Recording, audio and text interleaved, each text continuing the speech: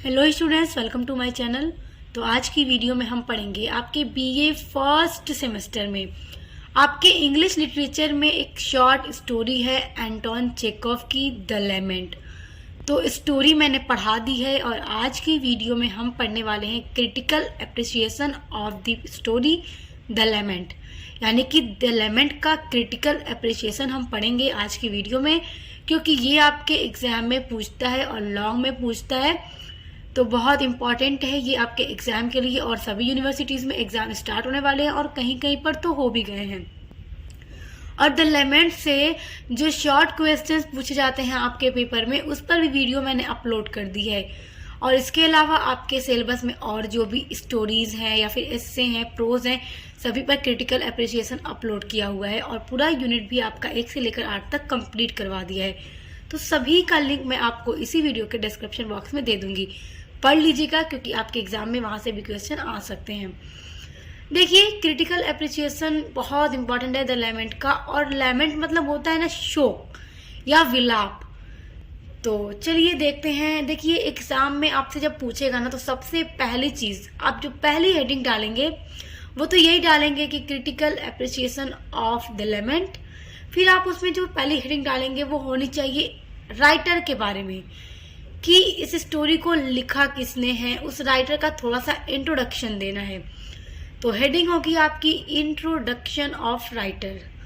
Anton Chekhov was born on January 29, 1860 in Taganrog, Russia. देखिए, Anton Chekhov जो थे उन्होंने इस स्टोरी द लेमेंट को लिखा है, जिनका बॉर्न 29 जनवरी 1860 ईस्वी को रसिया में हुआ था। ये एक रशियन राइटर थे। Anton Chekhov was a Russian play right and short story writer. देखिए, ये प्ले राइट भी थे, यानी ये प्लेस को भी लिखा करते थे और शॉर्ट स्टोरी को भी लिखा करते थे। Anton Chekhov is recognised as a master of the modern short story. देखिए, एंटोन चेखव को ना जाना जाता है एक मास्टर के रूप में मॉडर्न शॉर्ट स्टोरी के, यानी कि मॉडर्न शॉर्ट स्टोरी के राइटर के रूप में, मास्टर के रूप में भी इनको जाना जाता है। तो ये इनका इंट्रोडक्शन बहुत इंपॉर्टेंट है, इतना जरूर लिखिएगा एग्जाम में। अब देखिए, नेक्स्ट हेडिंग है आपकी ए पैथेटिक स्टोरी, यानी एक दयनीय कहानी। The story the lament written by Anton Chekhov. ये स्टोरी लिखी गई है एंटोन चेखव के द्वारा। This story is an old Russian cab driver Iona. यह स्टोरी है एक बूढ़े रशियन कैब ड्राइवर की। कैब ड्राइवर जो गाड़ी चालक है, आयोना, जिसका नाम आयोना है, उसी बूढ़े आदमी की ये कहानी है। हु लॉस्ट, जिसने खो दिया, हिज सन, अपने बेटे को, वेरी रिसेंटली, अभी हाल ही में, यानी कि जल्दी ही इसके बेटे की डेथ हो गई। His certain departure. हीज, यहाँ पे हीज आयोना के बेटे के लिए यूज हो रहा है कि उसका अचानक, डिपार्चर मतलब जाना, फ्रॉम द वर्ल्ड, इस संसार से, है शैटर्ड। शैटर्ड मतलब होता है चूर चूर कर देना या फिर नष्ट कर देना। The life of the old man, यानी कि उस बूढ़े आदमी के बेटे का अचानक इस संसार से चले जाना उसकी जिंदगी को चूर चूर कर दिया है या फिर नष्ट कर दिया है। The loss of his sun occurs when he was most needed in the family. उसने अपने बेटे को तब खो दिया व्हेन, जब, ही वाज मोस्ट नीडेड, जब उसके फैमिली में सबसे ज्यादा जरूरत थी, क्योंकि आयोना बूढ़ा हो चुका और उसे जरूरत थी अपने बेटे की, और तब उसका बेटा इस संसार से चला गया। The departure of his sun from his life, उसके बेटे का उसके जीवन से चले जाना, इस संसार से चले जाना, not only makes him lonely, उसको नहीं बनाता है सिर्फ अकेला, बट आल्सो हेल्पलेस, बल्कि उसे हेल्पलेस भी बना देता है, असहाय बना देता है। The story is full of pathos and pity. ये जो स्टोरी है, ये कहानी पूरी तरह से करुणा और दया से भरी हुई है, क्योंकि जब आप भी इस स्टोरी को पढ़ेंगे तो आपको भी इस बूढ़े आदमी आयोना पर काफी ज्यादा दया आएगी कि किस तरह से इस बूढ़े उम्र में भी वो अपनी रोटी के लिए, अपने 2 टाइम की रोटी के लिए बूढ़ा होकर कैब चलाता है His heart is full of pain. उसका दिल भरा हुआ है दर्द से. And he wants to share. और वो चाहता है शेयर करना his pain, अपने दर्द को to human being, अपने जैसे किसी इंसान से. But कोई नहीं है in the crowd is willing to listen to him.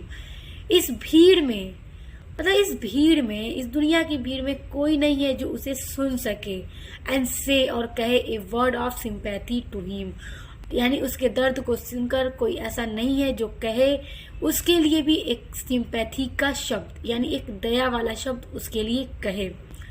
मतलब किस तरह से बेचारा लाचार ये बूढ़ा आदमी है कि इस संसार में, इस भीड़ में भी, इस रोड पर चलते हुई भीड़ में कोई भी उसके दर्द को सुनने के लिए तैयार नहीं है. हर कोई व्यस्त है. अब देखिए नेक्स्ट हेडिंग है Iona as a pitiable creature. मतलब कि आयोना एक पिटिएबल मतलब होता है मासूम या फिर दयनीय क्रिएचर, प्राणी के रूप में. Iona Potapov appears. Iona Potapov प्रतीत होता है as a pitiable character in the story. एक पिटिएबल यानी एक मासूम दयनीय चरित्र के रूप में स्टोरी में दिखाई देता है. In spite of his old age. देखिए इन स्पाइट मतलब होता है ना बावजूद, ऑफ हिज ओल्ड एज यानी कि बूढ़ी उम्र होने के बावजूद, एंड कोल्ड वेदर और ठंडा मौसम होने के भी बावजूद, ही कम्स आउट. आयोना बाहर आया हुआ है विद हिज कैब, अपनी गाड़ी के साथ, अपनी कैब के साथ, एंड वेट्स और इंतजार करता है फॉर हिज पैसेंजर, अपने यात्रियों का. Till the snowy evening. शाम के, जैसे कि स्नोवी मतलब कि स्नो गिर रहा है, बर्फ गिर रहा है और ठंडी शाम तक वो अपने पैसेंजर का इंतजार करता है. Iona sits on seat without moving yourself in the fallen snow. जैसा कि ठंडी का मौसम है और आयोना बाहर आया हुआ है, अपने यात्रियों का इंतजार कर रहा है. शाम तक वो इंतजार करता है और वो अपने सीट पर बैठा होता है विदाउट मूविंग योरसेल्फ, अपने आप को बिना हिलाए हुए, इन द फॉलन स्नो, और स्नो पड़ रहा है, बर्फ गिर रही है और उसके ऊपर भी इतनी बर्फ गिरी है कि वो पूरी तरह से बर्फ से ढक गया है, फिर भी वो खुद को हिला नहीं रहा है. His pain was so deep. उसका जो दर्द है बहुत गहरा है. That he could not even feel the cold. और इतना गहरा उसका दर्द है कि उसे ठंड का भी एहसास नहीं हो पा रहा है. He wanted, वह चाहता है, someone to listen to his lament over the death of his son. वो चाहता है कि कोई सुने उसके लेमेंट को, उसके शोक को, कि किस तरह से उसके बेटे की मृत्यु हो गई. However, people were too busy. लेकिन जो पीपुल हैं, जो लोग हैं, वो इतने बिजी हैं इस संसार में, in the world, and never, देखिए यहाँ पर नेवर होगा, आर, नेवर पेड अटेंशन, और कोई भी उसकी तरफ ध्यान नहीं देता है. When he started the story about his son's death, जब वो अपने बेटे की मृत्यु की कहानी को कहना शुरू करता है तो कोई भी उस पर ध्यान नहीं देता है. और जब हमने स्टोरी पढ़ी थी तो हमने देखा था कि किस तरह जब इसके पैसेंजर आते हैं, इसके कैब में बैठते हैं, तो ये हर पैसेंजर से अपनी बात को कहना चाहता है. मतलब अभी बात को शुरू भी नहीं करता है कि लोग उसे चुप करा देते हैं, मतलब उसकी बातों पे ध्यान नहीं देते हैं. अब देखिए स्टूडेंट्स, आपकी जो चौथी हेडिंग होगी वो होगी थीम, यानी कि इस स्टोरी की थीम क्या है आपको क्रिटिकल एप्रिसिएशन में लिखना होगा. तो देखिए the central theme of the story, इस स्टोरी की जो सेंट्रल थीम है, मिजरी और पेन. मिजरी मतलब होता है मुसीबत या कष्ट, और पेन मतलब होता है दर्द. तो इस स्टोरी की जो मेन थीम है वो मिजरी है या फिर दर्द है, क्योंकि लैमेंट का मतलब भी होता है शोक या फिर विलाप. The story is full of pathos and pity. ये स्टोरी पूरी तरह से करुणा और दया से भरी हुई है. This story is an old Russian cab driver who lost his only son very recently and was forced to take cab driving of his weak and old age. और ये जो कहानी है एक ओल्ड रशियन कैब ड्राइवर की है जिसने अपने बेटे को, इकलौते बेटे को अभी जल्द ही खो दिया है। और उसके बेटे का अचानक इस दुनिया से चले जाना आयोना को फोर्स करता है to take cab driving, cab को फिर से चलाने के लिए, पैसेंजर को फिर से ढोने के लिए। Of his weak old age, उसके बुढ़ापे कमजोर उम्र में, क्योंकि जब इंसान बूढ़ा हो जाता है तो उसे मतलब वो कमजोर हो जाता है, उसे फिर अपने बेटों की जरूरत होती है। लेकिन इसका बेटा इसकी जरूरत के टाइम ही इस संसार से चला गया। द सर्च फॉर ब्रेड, रोटी के लिए, रोटी को सर्च करने के लिए। सर्च का मतलब यहाँ पे ये है कि इंसान अगर कमाएगा नहीं तो खाएगा कहाँ से, क्योंकि ये गरीब आदमी है। तो the search for bread in the old age does not give much time, इस बूढ़ी उम्र में रोटी के लिए कमाना does not give much time, उस व्यक्ति को जरा सा भी समय नहीं देता है। To him to lament the death of his son, अपने बेटे की मृत्यु पर शोक मनाना, मतलब इस बेचारे के पास इतना भी समय नहीं है कि वो अपने बेटे की मृत्यु पर शोक मना सके, बल्कि कैब ड्राइविंग कर रहा है और रोटी को सर्च कर रहा है, यानी रोटी को खरीदने के लिए। His heart is full of pain, उसका दिल भरा हुआ है दर्द से। And he wants to share his grief, और वो चाहता है किसी भी इंसान से अपने दर्द को शेयर करना। But no one listen his pain, लेकिन कोई भी उसके दर्द को नहीं सुनता है। एवरीवन इग्नोर्ड हिम, हर कोई आयोना को इग्नोर कर देता है। एट द एंड, और स्टोरी के अंत में, Iona shares his grief to his horse.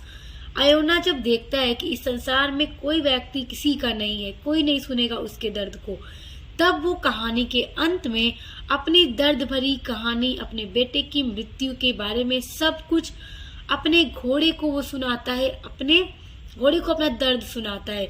तो बस यही इस स्टोरी का सेंट्रल थीम है कि किस तरह इस बेचारे के दर्द को कोई नहीं सुनता, इसका दिल हल्का नहीं होता, तो वो अपने घोड़े को ही सारी स्टोरी सुनाता है, अपने दर्द को सुनाता है। देखिए आपकी जो 5th हेडिंग है वो है टाइटल, यानी कि जो इस स्टोरी का टाइटल है द लेमेंट। तो इस टाइटल के बारे में आपको एक्सप्लेन करना होगा कि टाइटल का क्या मतलब है इसमें। जैसा कि लेमेंट मतलब होता है शोक या फिर विलाप, तो उसी के बारे में आपको टाइटल में लिखना होगा। जैसे देखते हैं, the title the lament means misery, यानी कि द लेमेंट का मतलब है मिजरी। मिजरी का मतलब होता है कष्ट या मुसीबत, परेशानी। शोज दिखाती है the emotion of Iona Potapov, Iona Potapov की इमोशंस को, भावनाओं को। Who is suffering from sorrowful life, जो घिरा हुआ है पूरी तरह से सोरोफुल लाइफ, एकदम उदासी के जीवन में।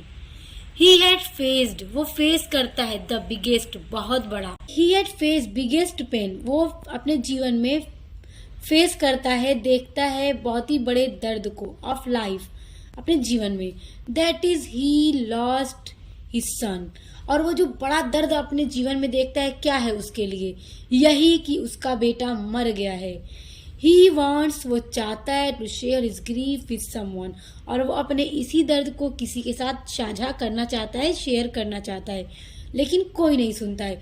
देखिए कोई भी हेडिंग हो आपके क्रिटिकल एप्रिसिएशन में लगभग सेम ही आपको एक्सप्लेन करना है, मतलब रटने की कोई चीज नहीं है, बस आपने इसे अच्छे से समझ लेना है। और आप चाहे तो नोट्स को स्क्रीनशॉट कर लीजिए, क्योंकि आपके लिए ही मैंने ये नोट्स बनाया है। ये नोट्स आपकी एग्जाम में हेल्प करेगा। और आप देख सकते हैं कितने सिंपल से वर्ड्स में ये नोट्स मैंने आपके लिए बनाया है, बिल्कुल भी रटने वाला नहीं है। आप समझ लेंगे ना तो आप बना बना कर लिख लेंगे। तो बस इसी तरह से आपको अपना क्रिटिकल एप्रिसिएशन लिखना है। एंड आई होप आपको बहुत अच्छे से समझ में आ गया होगा। और ये स्टूडेंट्स, डिस्क्रिप्शन बॉक्स में जो भी मैं लिंक दे रही हूँ एक बार उस पर जाइए, विजिट कीजिए और पढ़िए। वहाँ भी जितने भी क्रिटिकल एप्रिसिएशन है और इम्पॉर्टेंट टॉपिक्स की वीडियोस अपलोड की हुई है मैंने, वहाँ से आपके एग्जाम में क्वेश्चन जरूर आएंगे। तो अब मिलते हैं नेक्स्ट वीडियो के साथ।